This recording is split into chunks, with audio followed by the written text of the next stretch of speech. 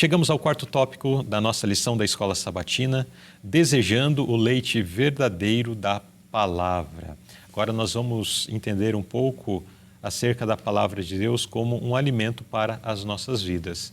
E vamos perceber ainda dentro deste tópico que algumas coisas podem estar tirando o tempo que precisa ser dedicado ao estudo da palavra de Deus, à alimentação, a alimentação sólida, verdadeira para a nossa alma, e nós de repente estamos desperdiçando o tempo, alimentando a nossa mente com coisas que são altamente prejudiciais para a nossa vida contemporânea, a nossa vida neste mundo presente, como também para a eternidade. Mas vamos à primeira pergunta. Irmão Jackson, após apontar para a palavra de Deus como um poder que converte nossa alma, que tipo de desejo Pedro nos exorta a nutrir?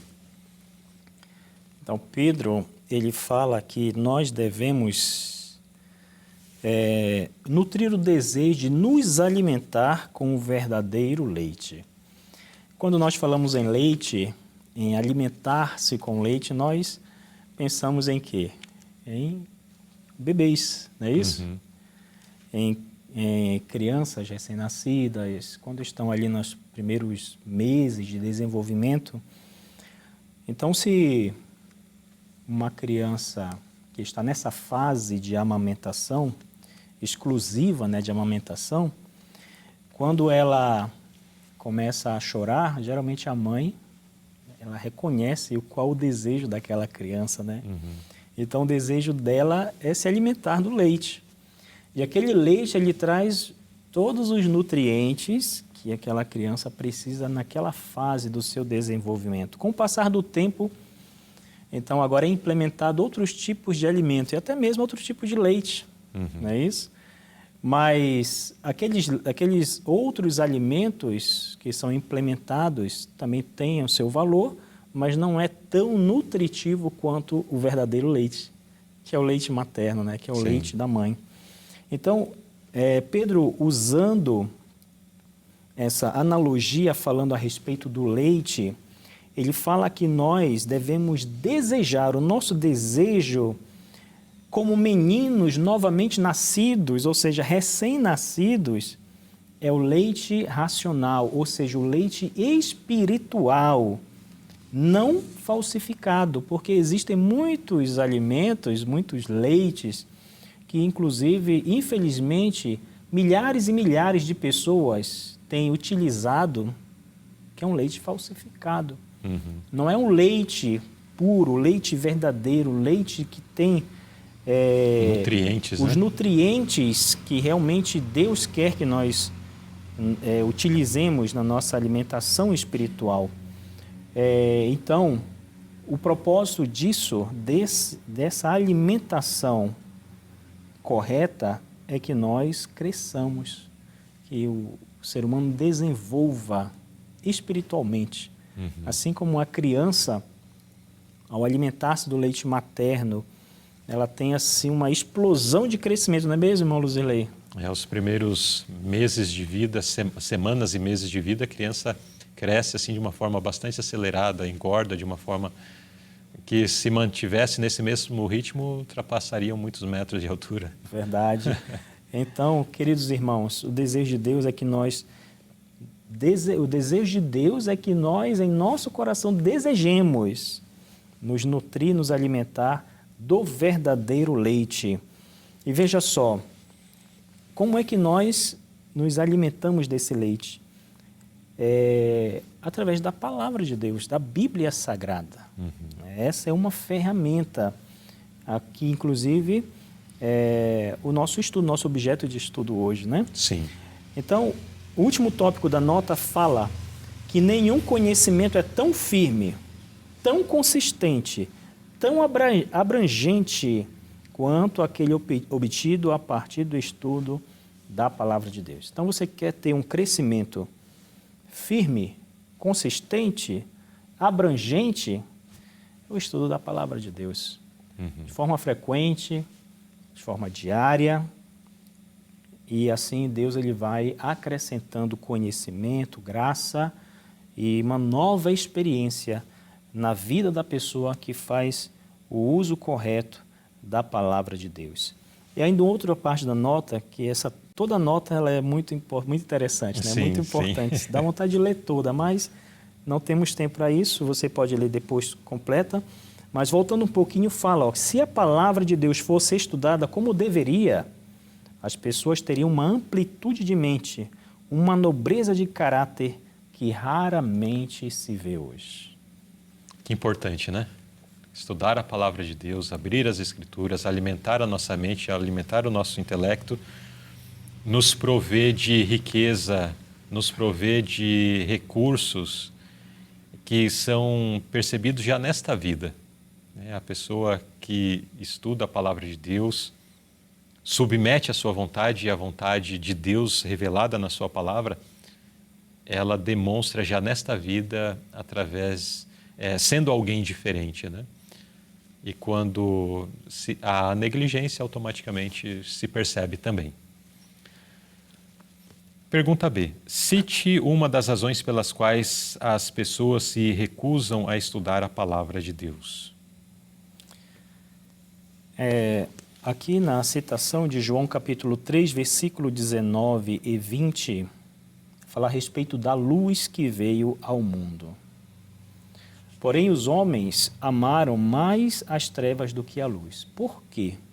Por que muitas pessoas se recusam a estudar a palavra de Deus? Preferem permanecerem nas trevas, porque as suas obras são más.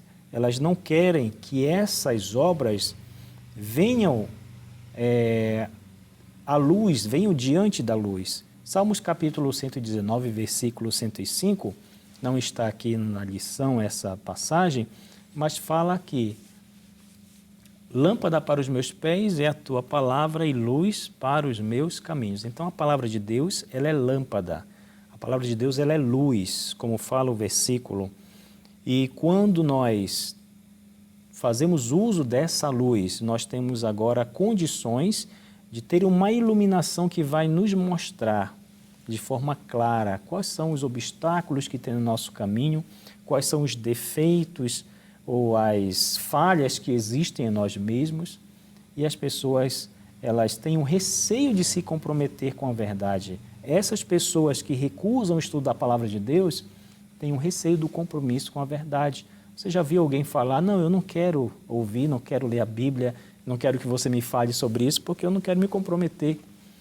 Então, irmãos, infelizmente, esse é o pensamento de muitas pessoas. Mas não sabendo elas que, ao se recusarem, elas já se tornam comprometidas.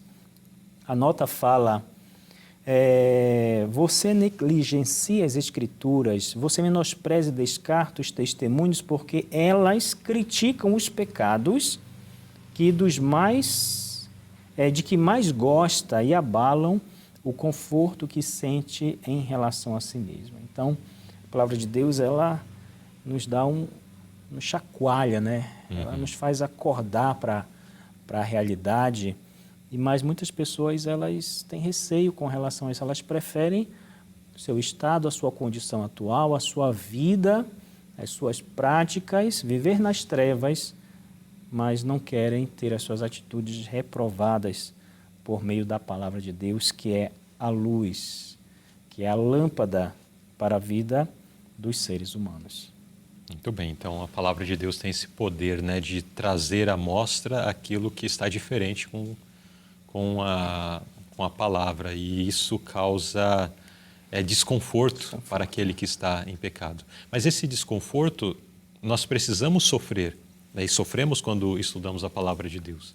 Mas ao invés de, então, retroceder para que o desconforto não sobressaia, nós precisamos, em vista daquilo que a palavra de Deus vai nos mostrando, nos apegarmos a Cristo para que os problemas, as dificuldades, aquilo que de errado está em nossa alma, em nosso coração, sejam removidos pela ação direta do Espírito Santo em nós. E dessa forma, nossa vida vai se tornando cada vez mais semelhante com a vida de nosso Senhor Jesus Cristo. Pergunta C. Em qual ocupação muitos filósofos de Atenas gastavam todo o tempo que tinham?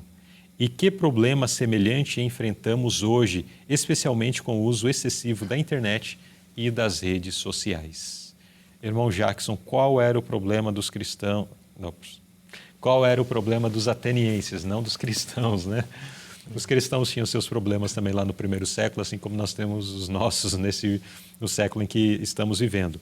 Mas aqui, de uma forma mais direta, falando dos filósofos atenienses. Qual era o problema deles?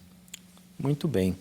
Essa pergunta ela é dividida em duas partes. Ela fala sobre o passado e fala sobre o presente. Falando a respeito do passado, a lição ela traz uma citação de Atos capítulo 2, versículos 21 a 23 e depois do 32. Mas quando nós lemos essa passagem, nós percebemos que ela está fora desse contexto, né, dos atenienses, lá dos filósofos de Atenas. Então, a passagem que nós vamos utilizar é Atos capítulo 17, versículos 21 a 23 e depois o 32. Então, quando nós abrimos a palavra de Deus nessas passagens, nós vemos a seguinte citação: é que todos os moradores de Atenas e os estrangeiros que viviam ali gostavam de passar o tempo contando e ouvindo as últimas novidades. Então, os filósofos ali, os atenienses, os estrangeiros também que se juntavam ali, eles estavam muito interessados nas atualizações, aquilo que estava acontecendo, né, as novidades. E fala que eles gostavam de passar o tempo com essas ocupações. E aí, apresentando esse cenário, fala que Paulo, então, esteve diante deles e começou agora a falar a eles a respeito do verdadeiro Deus, do Deus dos céus, do Deus criador de todas as coisas. E no versículo 32, nós vemos que Paulo apresentou algumas verdades para eles, inclusive a respeito da ressurreição. Mas eles zombaram de Paulo. Alguns poucos falaram que queriam ouvir Paulo em uma outra ocasião.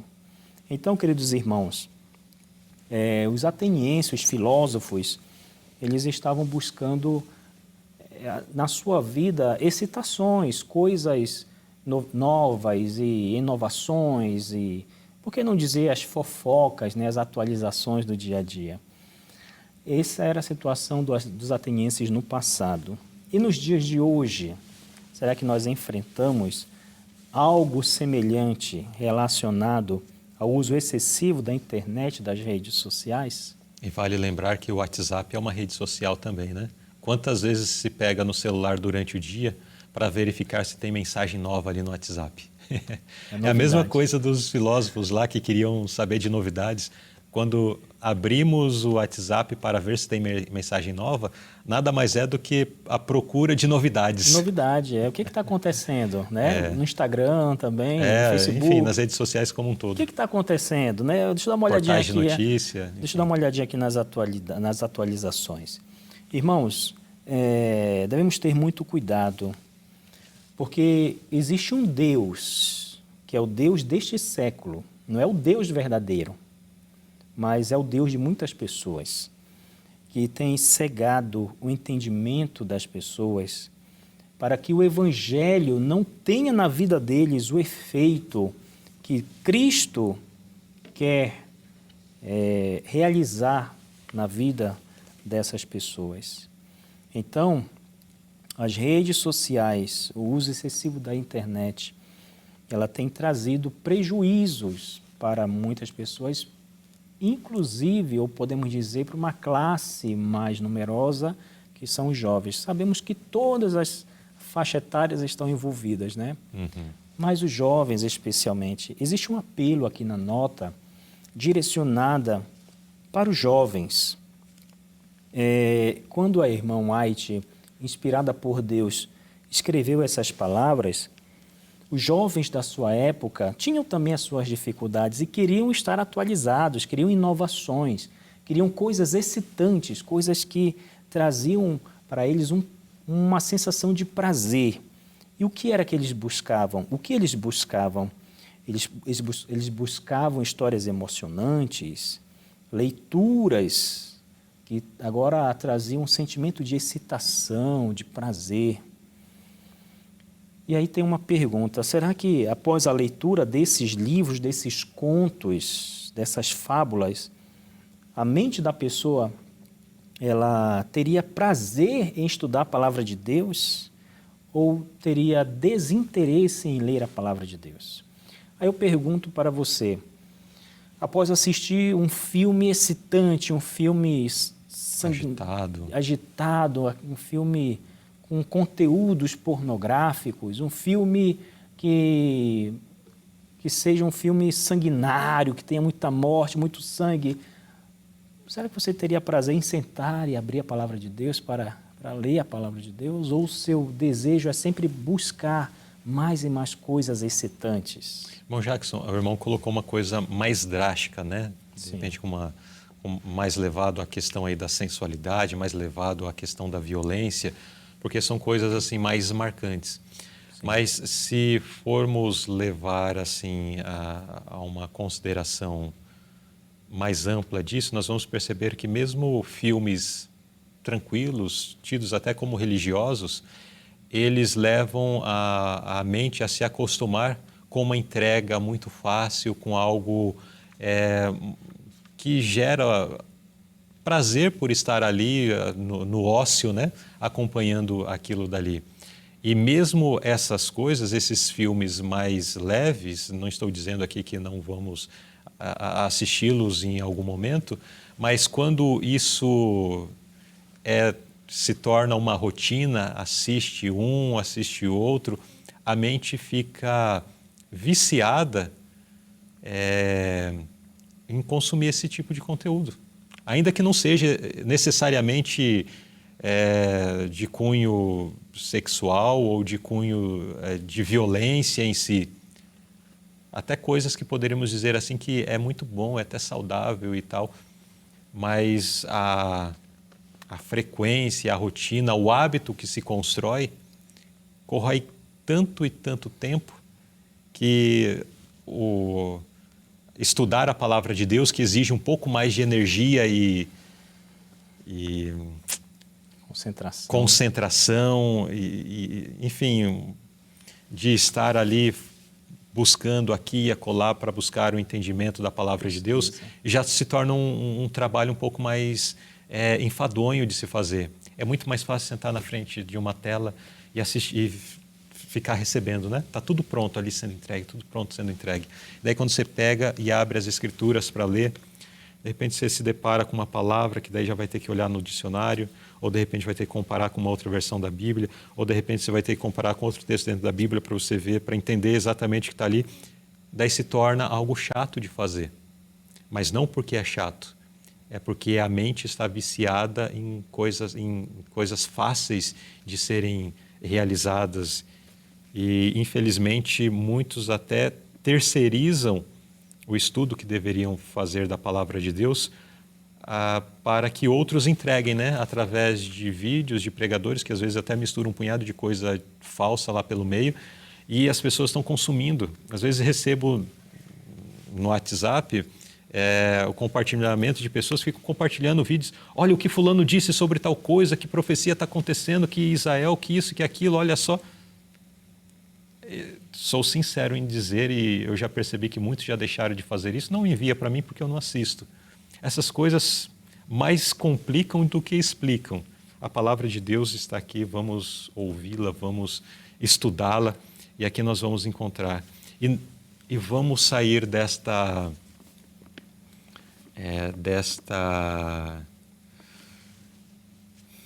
preguiça espiritual, de mesmo assuntos espirituais, às vezes tentar terceirizar para séries, para filmes. Não, mas é um filme cristão, olha, ele retrata fielmente. Só existe apenas um material produzido relacionado à Bíblia que realmente até hoje consegui atestar da fidelidade. mas é um material muito específico que é produzido assim, em pequenos trechos, principalmente relacionados à vida de Cristo, onde o texto é fiel a uma determinada versão da Bíblia que temos na língua portuguesa. O restante, inclusive tem uma série bem famosa que esses dias vi alguém mencionando e até defendendo, e eu li alguma coisa, estive observando alguns detalhes e percebi que a série logo começa atacando a verdade acerca do sábado, colocando ali uma inimizade, essa questão de sábado, trabalhar no sábado ou não. E eu ouvi daí alguém defendendo num debate no WhatsApp recentemente, falando, não, mas aquilo dali tal tem chamado a atenção das pessoas para Jesus, para a salvação, mas com um erro ali de forma bem escancarada. É uma coisa que a gente precisa tomar atenção, porque a nossa mente vai se acostumando, vai se viciando a essas coisas, e quando nós somos chamados a atenção para estudar a palavra de Deus, o trabalho que isso demanda faz com que percamos o interesse. Mas é algo terrível, na verdade. Precisamos não ser como os filósofos atenienses que estavam desejosos de facilidades ou de novidades. Mas precisamos ser como os bereanos, como aqueles que realmente queriam conhecer mais da palavra de Deus e se empenhavam por aquilo, dedicavam muito mais tempo para conseguir extrair da inspiração da Bíblia Sagrada os ensinamentos que Deus quer transmitir. Tenha nos transmitir, né?